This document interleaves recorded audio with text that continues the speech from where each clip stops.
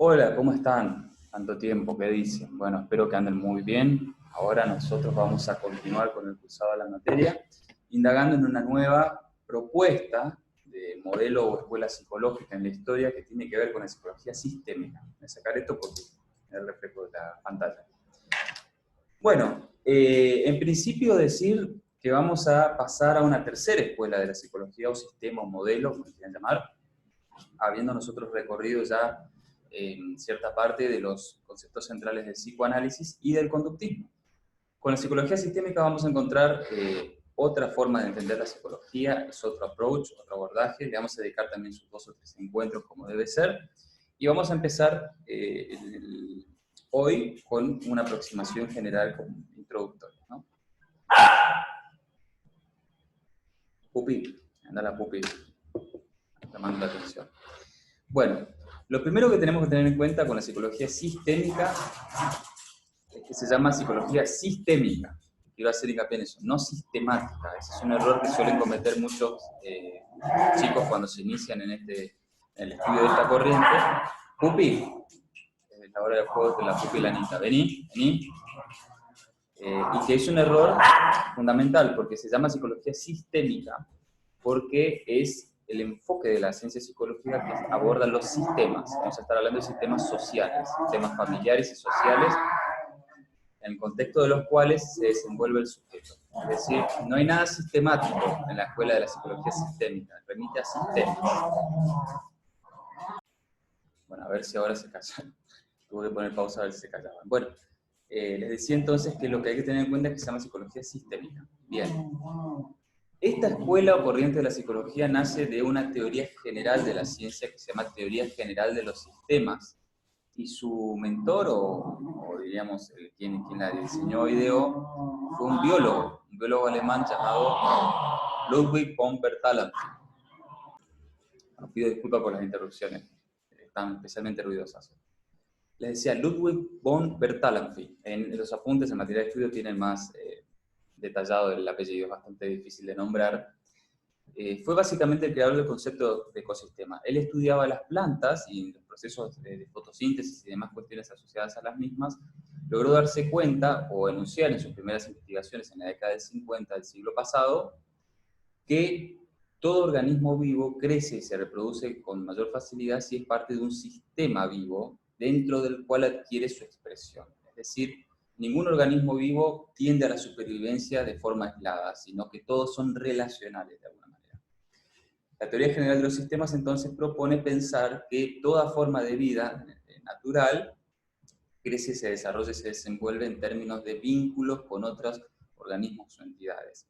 Por eso el concepto de ecosistema nos dice de que existen ciertas condiciones en el sistema ecológico, de clima, geológicas, etcétera, que favorecen el crecimiento y desarrollo de ciertos organismos y desfavorece el de otros.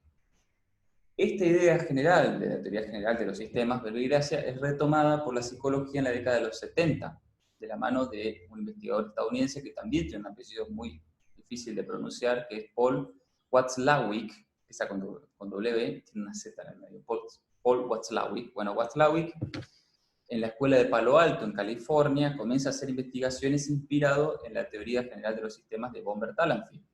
Y su idea era la de decir, bueno, ¿qué pasa si ponemos en práctica estos conceptos atinentes a la biología, al campo de las relaciones humanas, en la psicología, y vemos qué pasa?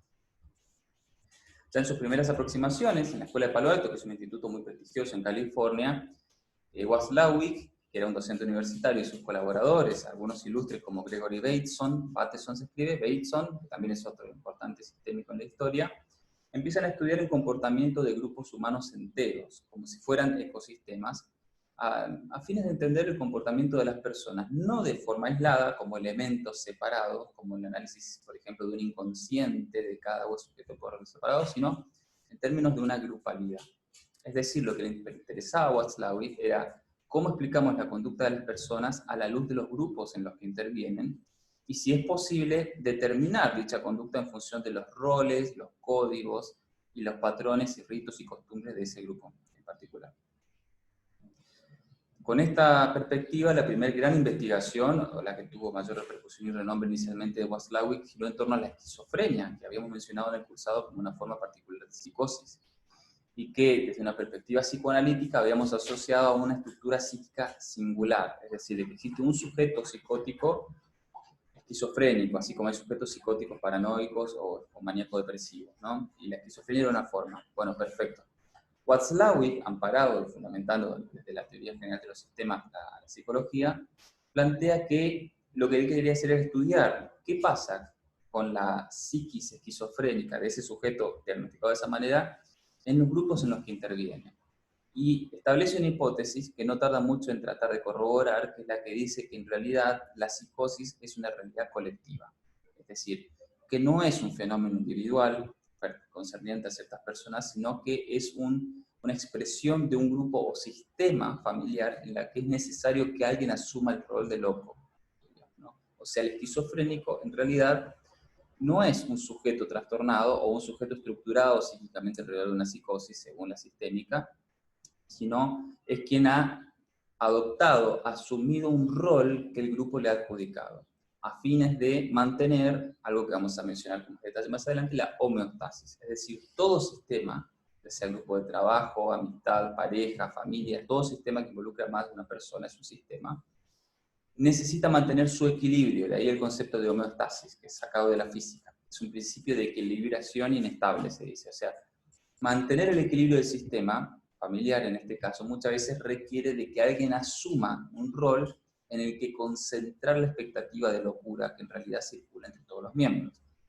Para Watzlawick, la locura o la psicosis, de otra manera, en realidad es un fenómeno organizativo, es decir, se organiza como una serie de energías o fuerzas psíquicas que hacen a todo el grupo en su conjunto y que se concentran o conservan en un individuo particular que asumió el rol que le adjudicaron los demás, que es el rol de ser el que, en definitiva, se ponga encima el mote o el cartel del loco, diríamos. ¿De qué manera, Ana, vení? ¿De qué maneras Watzlawick trató de justificar esto? Muchas veces con el tratamiento sistémico.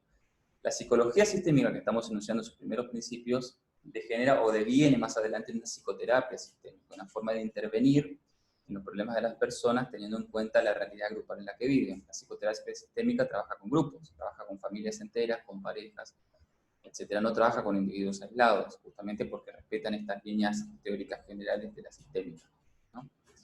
Y lo que plantea él es algo que se puede ver mucho en la práctica, lo puedo corroborar en mi propia experiencia de varios colegas, tiene que ver con, en definitiva, cuando en el contexto de un sistema familiar el sujeto esquizofrénico empieza a mejorar, empieza a hablar ciertas cosas, empieza a dejar de lado la incoherencia que habíamos mencionado en su momento que lo caracteriza, empieza en definitiva a normalizarse, comienzan a verse reacciones defensivas de parte del sistema como resistencias al cambio, que lo que intentan hacer es devolver al sujeto a su condición anterior.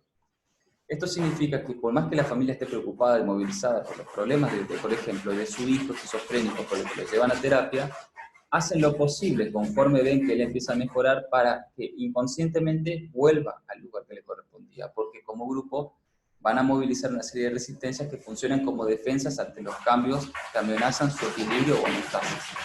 Ana, nos guste o no, muchas veces ciertas familias, para mantener ese equilibrio, para no enloquecer, acuden, diríamos, a ciertas tácticas, a ciertas formas de regulación sistémica que no son las más adaptativas, son patológicas, y una de ellas es sacrificando a alguno de esos miembros, como es este caso. Llegado a un extremo, muchas veces se apela a la internación psiquiátrica del sujeto en cuestión, que es una forma muchas veces de sacarlo del sistema para que no estorbe. Estoy planteando esto y es un tema muy delicado porque también hay que saber cómo hacer para lidiar con la realidad esquizofrénica en el contexto de una familia, ¿no? Así que no es esto, no va a tenor de crítica ni con un sesgo moral particular, es simplemente un fenómeno que se suele repetir. Las familias que tienen el esquizofrénico les cuesta asumir lo esquizofrénico de la realidad grupal y tienden a, digamos, vehiculizar esas tensiones y esas preocupaciones y angustias en este sujeto particular que, rotulado de esa manera, no pudiendo salir de ese lugar, tiende a reproducir conductas que son perjudiciales para los demás. Pero es la manera en la que el sistema se defiende de una locura grupal. Por eso muchas veces se acude a la internación porque no encuentran otras formas de solucionar el problema sin que eso implique una reestructuración global de la familia que ponga en riesgo las maneras en las que ellos aprendieron a funcionar. Por eso, Watzlawick insiste y al día de hoy los sistémicos plantean que la neurosis y todas formas de estructuración psicológica son en realidad formas de responder del sujeto a una estructuración y articulación subjetiva mayor, en la que lo envuelve y en la cual adquiere un sentido ese tipo de conducta. Desde esta lógica sistémica se estudian los grandes movimientos sociales. Se puede decir que Internet en sí mismo es un constructo sistémico, porque plantea qué cosa, las relaciones en red. Para la perspectiva sistémica, lo importante no es ver qué le pasa a cada sujeto, sino en qué red de relaciones existimos, de tal modo de poder comprender las interacciones entre los sujetos. Si ustedes se preguntan, ¿qué estudia la psicología sistémica? Estudia relaciones entre las personas, no estudia composiciones subjetivas individuales, ¿no? Porque toda forma de estudiar aisladamente a un miembro de la familia es un recorte arbitrario que te impide ver el bosque, ¿no? Como que mirando el árbol perdés el bosque, te impide ver una dinámica mayor en la que se conjuga esa acción y que es reacción muchas veces a las acciones de otros miembros que lo influyen y que son parte de esa familia. Con estas primeras aproximaciones conceptuales podemos abrir todo un capítulo en la historia de la psicología, que es el de la psicología social, ¿no? Que estudia estas relaciones entre las personas partiendo de una óptica facilitada por el movimiento sistémico. En la Argentina se podría decir que es la tercera fuerza detrás del psicoanálisis y el cognitivismo. No tiene tanto impacto, hay pocos psicólogos de formación sistémica, yo no soy uno de ellos, pero sí me he formado así en posgrados y de forma autodidacta también, porque me interesa mucho esta corriente. Es muy interesante muchas de las lecturas que hacen y nos obligan un poquito, nos desafían a repensar muchas cuestiones, digamos. Pero tiene más llegada en los Estados Unidos, en Italia, en Alemania, en algunos países puntuales en donde hasta a veces es la corriente hegemónica a la hora de intervenir y tratar problemas psicológicos puntuales. Así que bueno, para resumir una primera aproximación, la psicología sistémica nace de la teoría general de los sistemas, se nutre de una visión colectivista o grupal de los fenómenos patológicos y adaptativos, hace una lectura que se enfoca principalmente en la relación e interacción entre las personas. Por lo que vamos a ver en adelante, entonces va a tener que ver con los códigos, los pactos implícitos y explícitos entre las personas, las normas y pautas regulativas, y en definitiva hacernos grandes preguntas, como decir, ¿cómo es posible que se generen determinados síntomas en una estructura familiar? Es decir, el terapeuta sistémico no ataca el síntoma para eliminarlo, por ejemplo, el excesivo consumo de tabaco de una persona, sino que trata de comprender ese síntoma, esto que no puede parar de hacer esta persona, qué sentido tiene en el contexto de un grupo que le está exigiendo eso a este sujeto sin darse cuenta. Estos son procesos inconscientes, ¿no?